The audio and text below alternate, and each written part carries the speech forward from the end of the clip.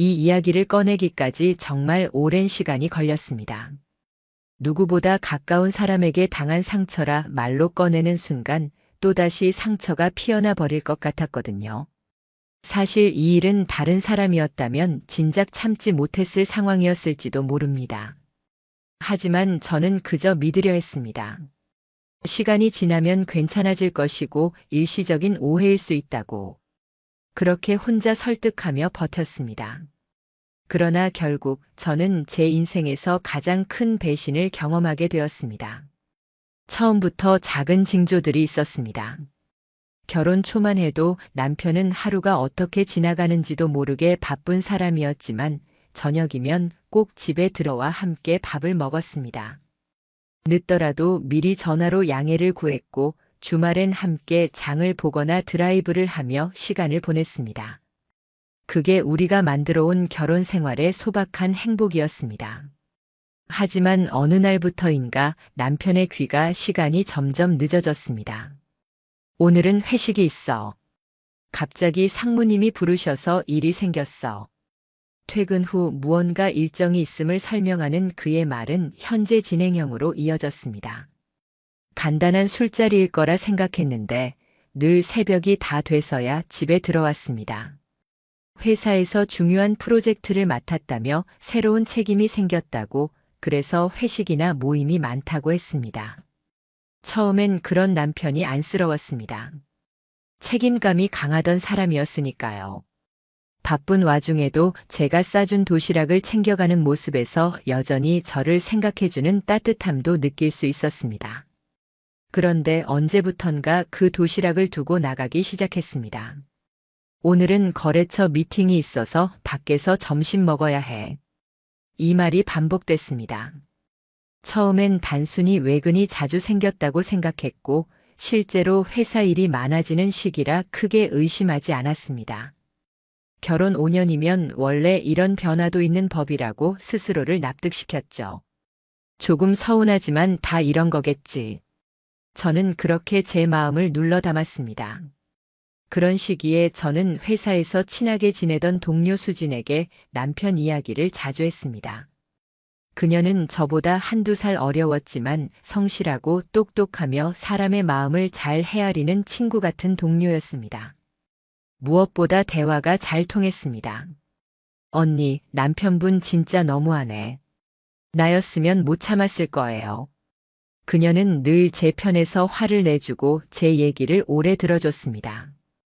퇴근 후에도 저를 붙잡고 카페에 앉아 한참 동안 제 답답한 얘기를 들어주었습니다. 그녀는 마치 든든한 동생 같았고 제가 제일 힘들 때 위로가 되어주는 사람이었습니다. 그랬는데 시간이 흐르며 그녀의 태도가 조금씩 달라지기 시작했습니다.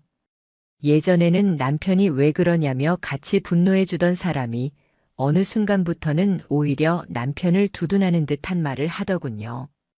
그래도 남편분이 예전엔 잘하지 않았어요? 요즘은 많이 힘드신가 보다. 너무 몰아붙이지 말고 이해도 한번 해봐요. 회사 일로 스트레스 받는 남자들 많잖아요. 그녀가 제 기분을 달래주려는 말이라고 생각했지만 묘하게 어색했습니다. 제가 화를 내며 얘기할 때 그녀가 잠깐 시선을 피하거나 미묘하게 굳어지던 표정이 눈에 밟혔습니다. 저는 직감적으로 뭔가 어긋나고 있다는 걸 느꼈습니다. 그러나 그 직감이 이렇게 구체적인 현실이 될 거라고는 상상하지 못했습니다.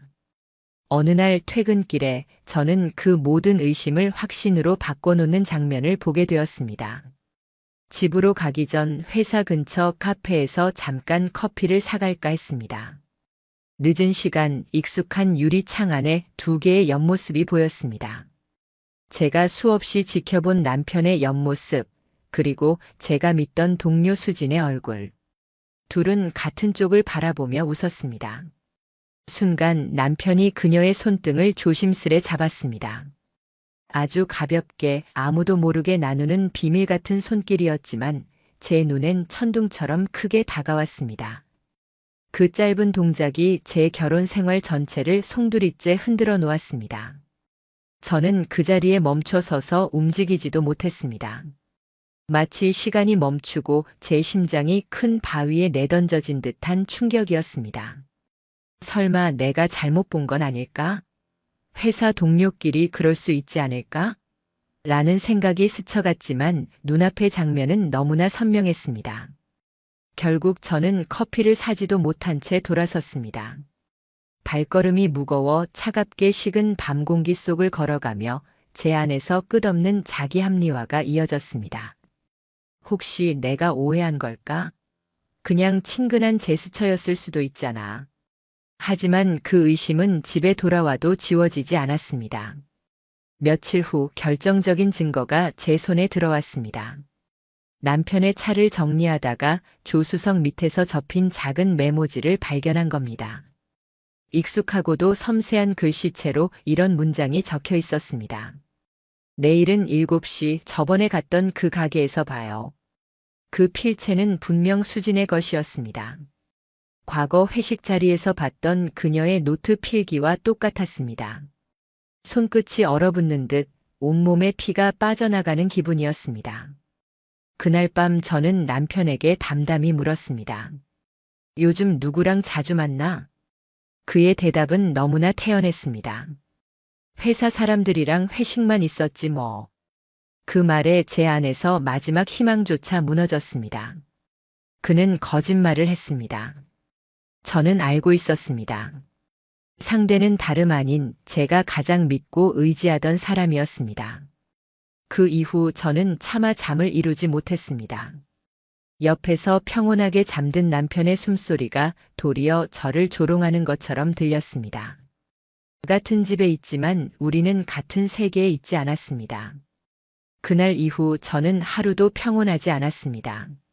눈을 감으면 카페 창 너머로 마주친 남편과 수진의 모습이 떠올랐습니다. 상대를 바라보며 나누던 웃음, 그리고 남편이 슬쩍 잡았던 그녀의 손등. 그 장면은 제 머릿속에서 반복 재생되며 마치 악몽처럼 저를 괴롭혔습니다. 마음 한쪽에서는 여전히 내가 잘못 본 걸지도 몰라. 단순한 동료 사이일지도 몰라라는 희미한 자기 합리화가 올라왔습니다. 하지만 차 안에서 발견한 메모지는 그 모든 희망을 무너뜨렸습니다. 분명 수진의 글씨였고 저번에 간 그 가게에서라는 문장은 두 사람이 이미 여러 차례 만났다는 사실을 보여주었습니다. 그날 밤 옆에서 태연하게 코를 고는 남편의 숨소리가 제겐 고통이었습니다. 같은 공간에서 함께 잠을 자고 있지만 저는 혼자가 되어버린 듯한 기분이었습니다. 이 집 안에는 저 혼자밖에 없는 것 같았고 그 무심한 숨소리는 마치 제게 너는 아무것도 모른다라고 비웃는 것 같았습니다. 가슴이 조여와 도저히 잠을 이룰 수 없었습니다. 다음 날 출근길 회사 문 앞에 서는 발걸음조차 무거웠습니다. 수진의 얼굴을 마주해야 한다는 사실이 너무 힘들었습니다. 그래도 내색할 수 없었습니다. 제 마음속의 혼란은 철저히 숨겨야 했습니다. 제 감정을 들키고 싶지 않았습니다. 그런데 수지는 아무 일도 없었다는 듯이 다가왔습니다. 오히려 제 앞에서 남편을 험담하기까지 했습니다. 언니, 남편분 아직도 늦게 들어와요? 그런 사람은 진짜 정신 차려야 해요. 그 말을 듣는 순간 제 몸에 소름이 끼쳤습니다. 그 남편과 함께 몰래 만나는 사람이 저 멘트를 하고 있는 거였죠. 자기 입으로 자기와 같이 있는 사람을 욕하는 그 상황은 제게 공포로 다가왔습니다. 어떻게 저럴 수 있지? 저 말이 위로일 수도 있지만 동시에 철저한 연기일 수도 있잖아. 그날 이후 저는 마음을 다잡았습니다. 무작정 의심만 하고 있을 수는 없었습니다. 제 눈으로 직접 확인해야 했습니다. 확실한 증거 없이는 누구에게도 말할 수 없었으니까요. 그래서 기록하기 시작했습니다. 남편이 몇 시에 출근하고 몇 시에 돌아오는지, 들어올 때 온 매무새가 어떤지, 전화가 몇 번 오고 문자를 몇 개 받았는지. 저는 작은 수첩에 하나하나 적어 나갔습니다. 혹시라도 제가 감정적으로만 오해하는 건 아닌지 확실히 검증하고 싶었습니다. 며칠이 흐른 어느 날 남편의 셔츠에서 미묘한 향이 났습니다. 저는 바로 알아챘습니다. 그것은 제 향수가 아니었습니다. 남편이 쓰는 스킨 냄새도 아니었습니다. 너무 익숙했기 때문에 금방 알 수 있었습니다. 수진이 자주 뿌리던 바디 미스트 향이었습니다. 머릿속에 섬광처럼 장면이 그려졌습니다. 작년 여름 회식 후 집에 놀러온 수진이 제 방에서 쓰고 남긴 그 향수. 은은하면서 달콤한 향이었는데 지금 제 남편의 셔츠에서 그대로 배어나오는 겁니다. 허탈하게 웃음이 나왔습니다. 이제 확신했습니다. 제가 괜히 의심하는 게 아니라는 걸요. 하지만 문제는 여기서부터였습니다. 제가 확신한다고 해서 모든 게 끝나는 게 아니었습니다. 남편은 거짓말했고 수지는 교묘하게 제 곁을 맴돌았습니다. 감정적 직감만으로는 아무것도 바꿀 수 없었습니다. 저는 확실하고 부정할 수 없는 자료가 필요했습니다. 다음 날 저는 조퇴를 내고 혼자 차에 올랐습니다. 마음은 이미 정해져 있었습니다. 인터넷을 검색해 알아낸 개인 탐정 사무소로 향했습니다. 솔직히 사무실 문 앞에 서기까지 발걸음이 너무 무거웠습니다. 내가 이런 곳까지 와야 하나, 내 인생이 이렇게까지 된 건가 하는 자괴감이 밀려왔습니다. 하지만 동시에 이대로 도망칠 수는 없다는 결심도 있었습니다. 사무실에서 만난 중년의 탐정은 차분했습니다. 그는 제 이야기를 조용히 들은 뒤 고개를 끄덕였습니다. 남편분의 차량 이동 경로 그리고 말씀하신 여성분의 퇴근 후 동선. 두 가지 다 추적 가능합니다. 단 시간이 조금 걸릴 수 있습니다. 저는 망설이지 않고 의뢰했습니다. 울고 싶은 마음을 억눌렀습니다. 이젠 눈물이 아니라 기록과 증거가 필요했으니까요. 며칠 뒤 첫 번째 보고서를 받는 날이 다가왔습니다. 사무실 책상 위로 놓인 갈색 봉투를 바라보는데 제 손이 덜덜 떨려 종이를 제대로 잡을 수 없었습니다. 보고서 속 사진들을 넘기는 순간 제 심장은 땅속 깊이 가라앉는 것 같았습니다. 남편과 수지는 특정 요일마다 일정하게 사라졌습니다. 퇴근 후 곧장 집으로 오는 게 아니라 도심 외곽에 있는 작은 펜션으로 향하고 있었습니다. 회사와는 아무 관련도 없는 장소, 둘만의 은밀한 공간이었습니다. 사진에는 두 사람이 나란히 차를 세우고 나란히 건물 안으로 들어가는 모습이 찍혀 있었습니다. 특히 한 장의 사진은 제 숨을 멎게 했습니다. 수진이 남편의 어깨에 머리를 기댄 채 웃고 있었습니다. 남편은 자연스럽게 그녀의 허리를 감싸 안고 있었습니다. 반듯했던 결혼 생활, 제가 버팀목이라고 생각했던 그 모든 것들이 산산조각 나는 순간이었습니다. 손끝이 시릴 만큼 보고서를 붙잡고 있으면서도 동시에 머릿속은 공허했습니다. 제 곁에 있다 말해주던 사람, 어렵고 힘들 때 가장 먼저 들어주던 사람이 제 뒤를 돌아서 이런 짓을 하고 있었다는 사실이 도저히 믿기지 않았습니다. 저는 다시 한번 결심했습니다. 이제는 눈물로 끝낼 일이 아니라고. 이건 배신이자 범죄였습니다. 제 마음을 지키는 것과 동시에 제 권리까지 지켜야 했습니다. 그날 밤 남편은 늦게 들어와 별일 없다는 듯 평소처럼 옷을 벗고 앉아 저녁을 먹었습니다. 하지만 제 눈 속에는 모든 것이 달라 보였습니다. 그의 모습 하나하나가 위선처럼 다가왔습니다. 저는 조용히 밥을 먹으며 속으로 생각했습니다. 이제 곧 알게 되겠지. 내가 얼마나 쉽게 무너질 수 있는지. 다음 날 바로 변호사를 찾았습니다. 모든 자료를 내밀며 말했습니다. 저는 이걸로 끝까지 가겠습니다. 변호사는 제 말을 끝까지 들은 뒤 차분하게 답했습니다. 이 정도면 명백합니다. 부정행위로 충분히 소송 가능합니다. 위자료 청구도 확실히 승산이 있습니다. 그 말에 제 가슴 어딘가 깊은 곳에서 오랜만에 멈춰있던 숨이 터져 나오는 듯 했습니다. 물론 여전히 심장은 지옥 속에 묶여 있었지만 이제라도 싸워야 한다는 용기가 조금은 생겼습니다. 내용 증명을 보낸 날 제 손은 떨려왔습니다. 하지만 그것은 두려움이 아닌 결의에서 비롯된 떨림이었습니다. 탐정을 통해 확보한 사진, 남편의 동선 기록, 수진의 메모와 메시지까지. 모든 증거는 명백했을 뿐 아니라 부정할 수 없는 사실을 그대로 보여주고 있었습니다. 더 이상 그들의 변명에 흔들리지 않겠다고 다짐했기에 저는 법의 이름으로 싸우기로 했습니다. 며칠 후 예상했던 일이 벌어졌습니다. 남편이 불같이 화를 내며 집으로 찾아왔습니다. 얼굴은 벌겋게 달아올라 있었고 그의 손에는 구겨진 서류가 쥐어져 있었습니다. 이게 뭐야? 이게 도대체 뭐냐고. 도대체 왜 이런 걸 보냈어? 저는 칼날 같은 웃음을 지으며 대꾸했습니다. 내가 당신한테 뭘 했는데? 도대체 누가 누구에게 이런 짓을 하고 있는 건데? 남편은 순간 말을 잃었습니다. 하지만 금세 목소리를 높였습니다. 이건 오해야. 그냥 일이 꼬여서 오해가 생긴 거야. 아무 일도 없어. 말끝은 떨리고 있었습니다. 오히려 필사적으로 변명하려는 모습은 그의 거짓말을 더 확실하게 드러냈습니다.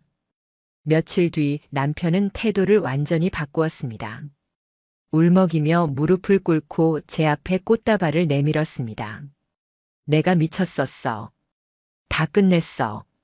제발 한 번만 용서해줘. 나 아직도 너 사랑해.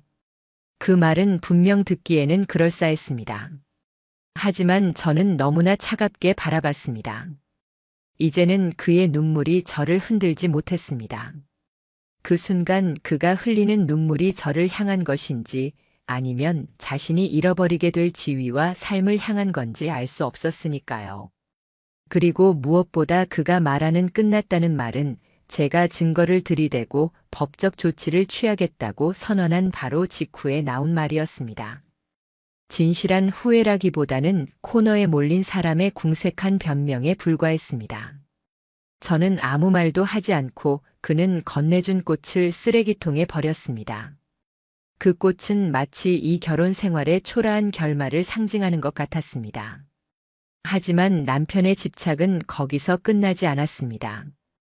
회사 앞에서 기다렸다 갑자기 저를 불러 세우기도 했고 심지어 제 부모님께 전화를 걸어 제 편을 들어달라고 애원했습니다.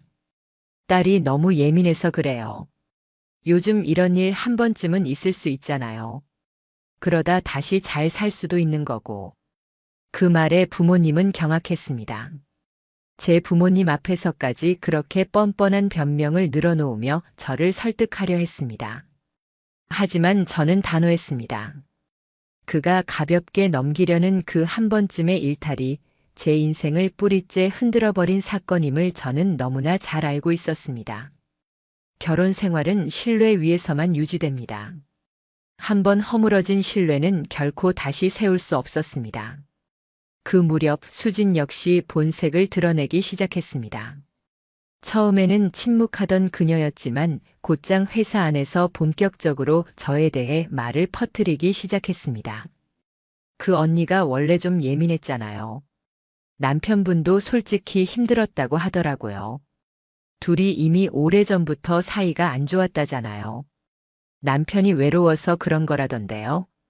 그녀는 교묘하게 자신을 피해자가 아닌 이유 있는 가해자로 만들고 싶었던 겁니다.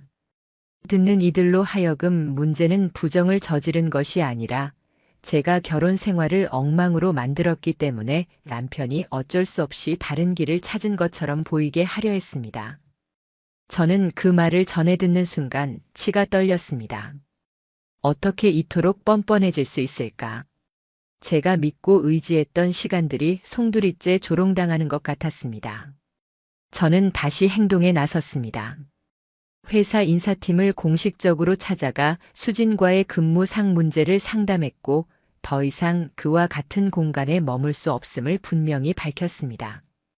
그와 동시에 제 변호사를 통해 수진에게 명예훼손 경고장을 보냈습니다. 피해자를 가해자로 몰아가는 발언은 명백한 2차 가해 행위입니다. 이 사실이 반복될 경우 법적 책임을 강력히 묻겠습니다.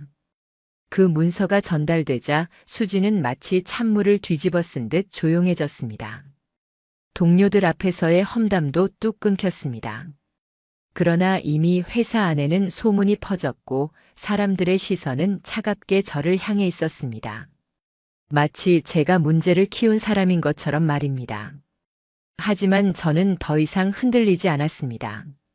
그 무엇보다 증거와 기록, 그리고 법이 제 편이라는 사실을 알고 있었으니까요. 한편 남편은 체면이 무너지고 있었습니다.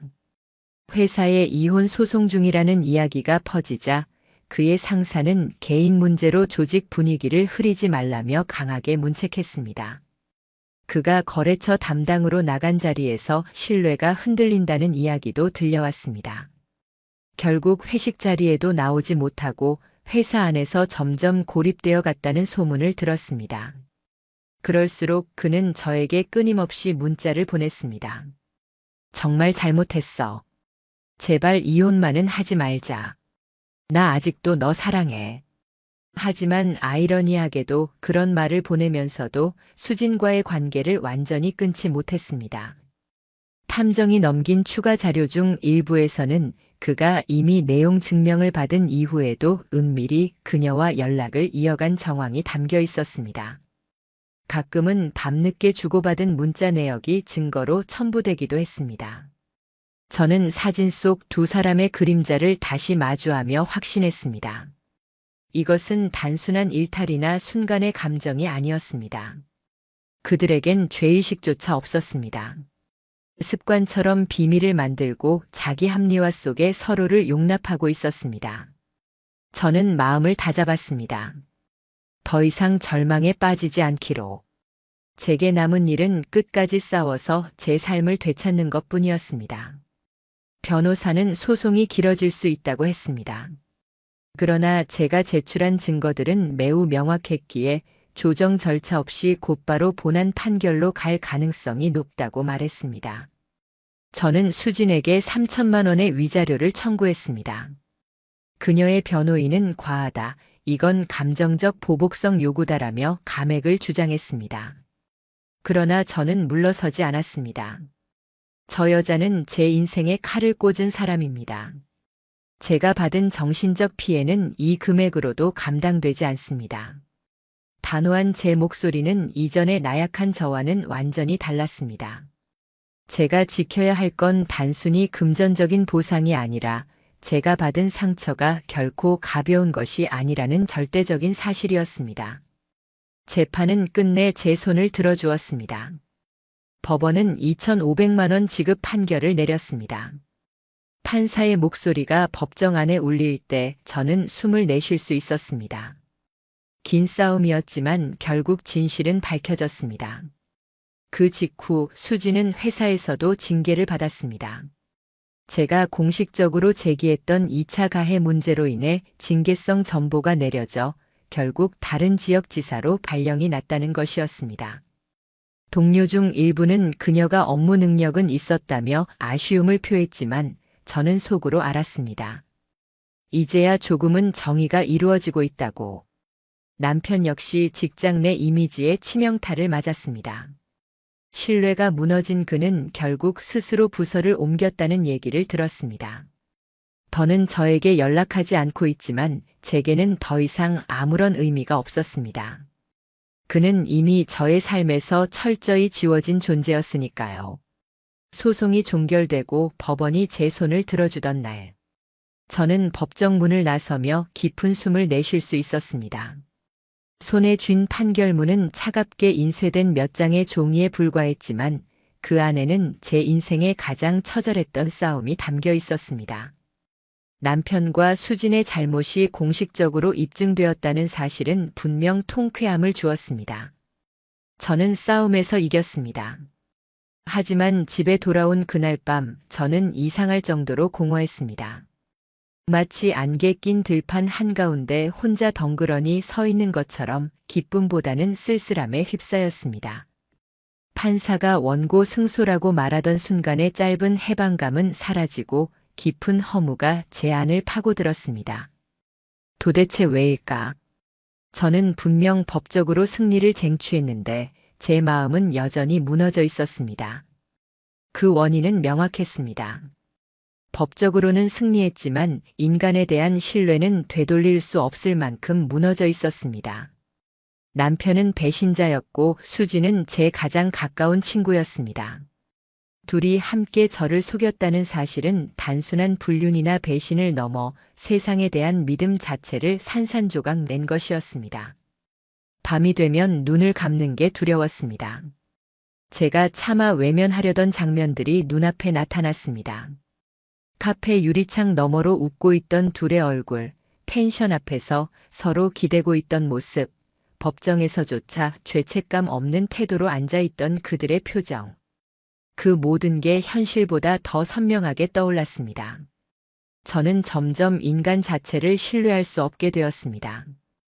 회사 동료가 말을 거는 것도, 가족이 안부를 묻는 것도 의심이 갔습니다. 저 사람도 나를 속이고 있는 건 아닐까?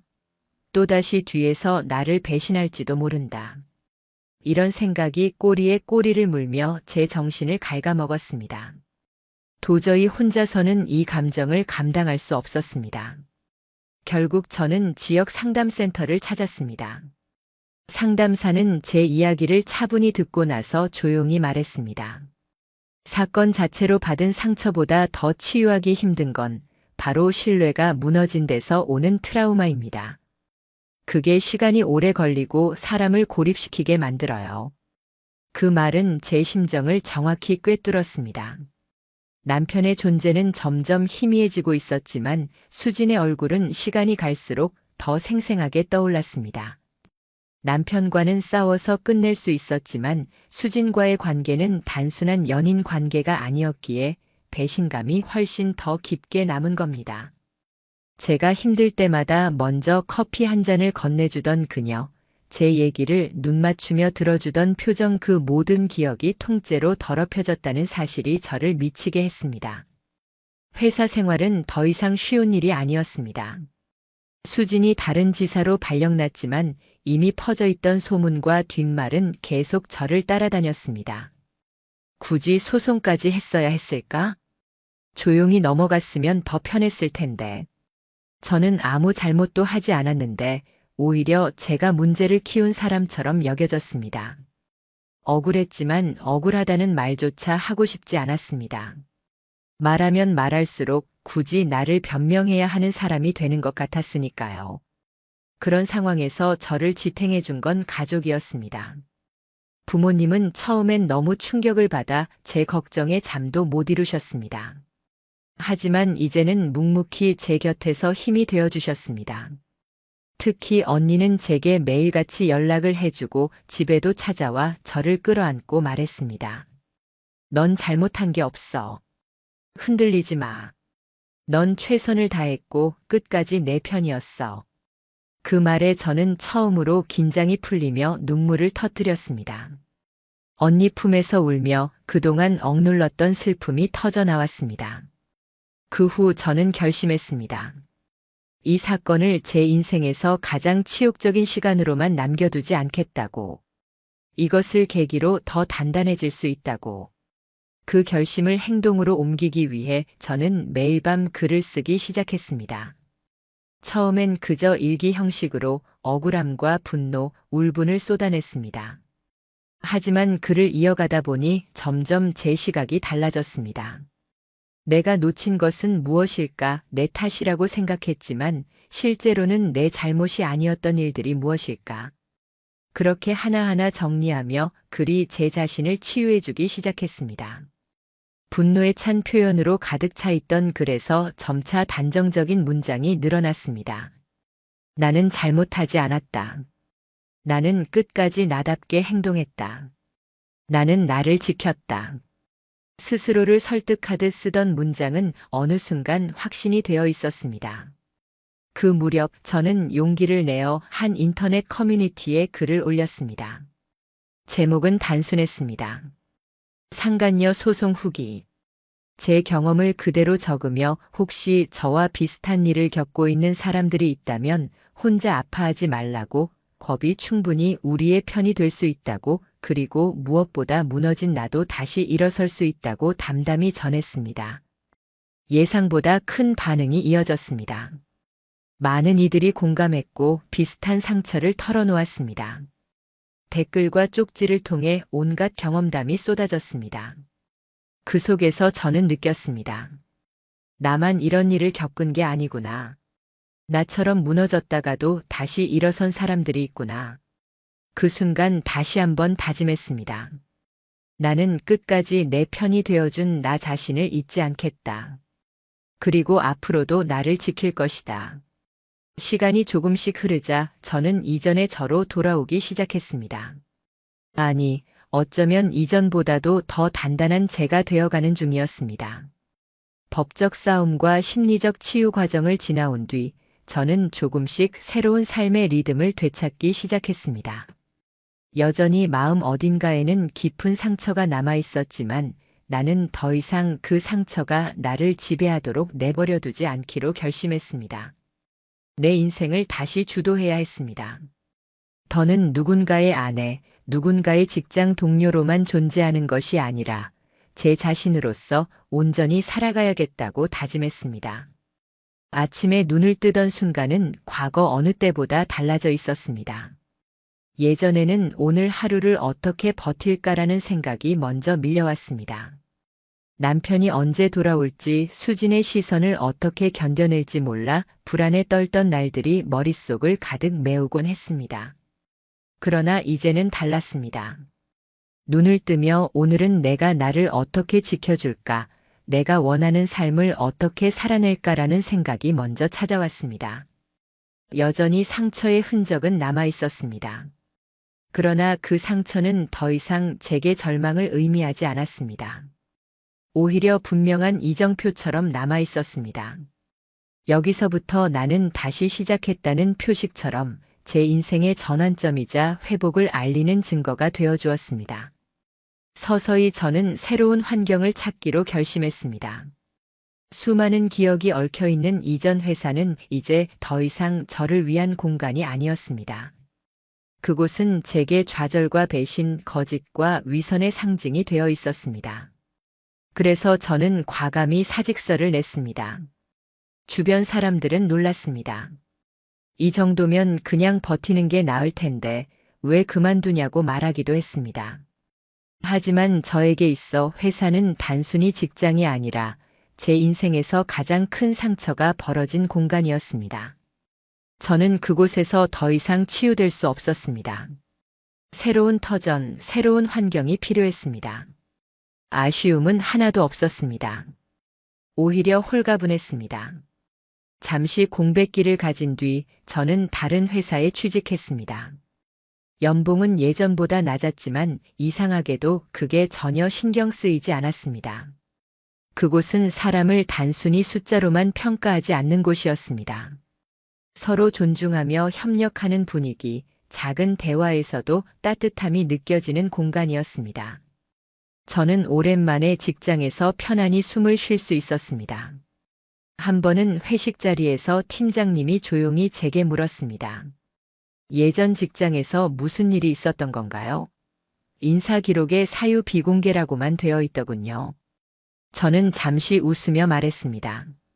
그냥 인생 공부 좀 했습니다. 그 한마디로 충분했습니다. 더 이상 제 과거를 길게 설명할 필요도 없었고 변명하거나 억울함을 토로할 이유도 없었습니다. 저는 이미 제 과거를 제 것으로 만들었으니까요. 새로운 직장에 적응하며 저는 더욱 단단해져 갔습니다. 인간은 누구나 실수하고 무너질 수 있지만 다시 일어서 선택하는 인생은 전적으로 본인에게 달려있다는 사실을 깨달았습니다. 그러던 어느 날 우연히 SNS에서 수진의 이름을 보게 되었습니다.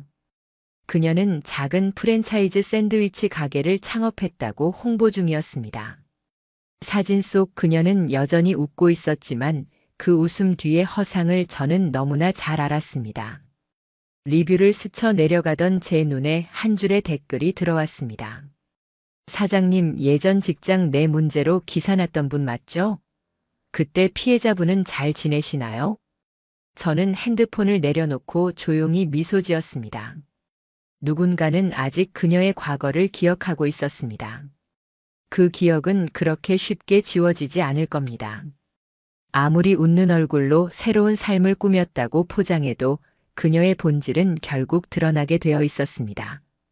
저는 굳이 반응하지 않았습니다. 그녀가 어떤 삶을 살든 이제는 제 상관이 아니었기 때문입니다. 남편 역시 제 인생에서 완전히 사라졌습니다. 이혼이 확정된 뒤에도 몇 차례 연락을 시도했지만 저는 그의 번호를 모두 차단했습니다. 더 이상 그와 나눌 대화는 없었습니다. 제가 전해 들은 마지막 소식은 그가 고향 근처의 작은 인쇄소에서 아르바이트를 하고 있다는 이야기였습니다. 혼자서 원룸에서 지내며 누구와도 어울리지 않고 고립된 삶을 살고 있다고 했습니다. 아마 본인조차 자기 삶에 실망하며 지내고 있을 겁니다. 하지만 이제 그런 정보조차도 제게 큰 의미는 없었습니다. 그가 어떻게 살든 그건 그의 인생 문제였으니까요. 저는 마침내 깨달았습니다. 제가 했던 상간녀 소송과 이혼 소송은 단순한 복수가 아니었습니다. 그것은 제 권리, 제 존엄을 되찾기 위한 싸움이었습니다. 저는 단 한 발도 물러서지 않고 끝까지 싸웠고 결국 이겼습니다. 돌이켜보면 돈 몇 푼의 문제가 아니었습니다. 그것은 제 인생의 방향과 자존심에 관한 문제였습니다. 판결문에 적힌 문장은 단순히 법적 결과가 아니었습니다. 그것은 제게 이렇게 말해주는 선언이었습니다. 당신이 겪은 고통은 실제이며 당신이 싸운 이유는 정당하다. 이제 저는 과거의 일을 누군가 물어와도 당당히 말할 수 있습니다. 그땐 정말 힘들었지만 난 내 편이 되어준 나 자신을 잊지 않을 거야. 더 이상 저는 과거의 피해자가 아닙니다. 저는 제 인생을 온전히 제 힘으로 지켜낸 사람입니다. 그래서 지금 제 가장 큰 성장은 단순히 배신을 이겨낸 것이 아니라 오롯이 나로서 살 수 있게 되었다는 점입니다. 과거에는 무의식적으로 누군가의 아내, 누군가의 직장 동료라는 꼬리표 속에 살아왔지만 이젠 그렇지 않습니다. 저는 저 그 자체로 하나의 존중받아야 할 인간으로 매일의 삶을 살아내고 있습니다. 때때로 여전히 상처가 떠오르기도 합니다. 하지만 그것은 더 이상 절망이 아닌 제 인생의 또 다른 출발점으로 다가옵니다. 상처는 결코 지워지지 않지만 그 상처를 끌어안고 다시 걸어 나갈 수 있습니다. 바로 그것이 제 성장이자 제 자유입니다. 그리고 저는 믿습니다. 앞으로 누구를 만나든 어떤 환경에 놓이든 저는 결코 예전처럼 무너지는 사람으로 머무르지 않을 것이라는 걸. 저는 저를 지켜냈고 앞으로도 지켜낼 것이기 때문입니다.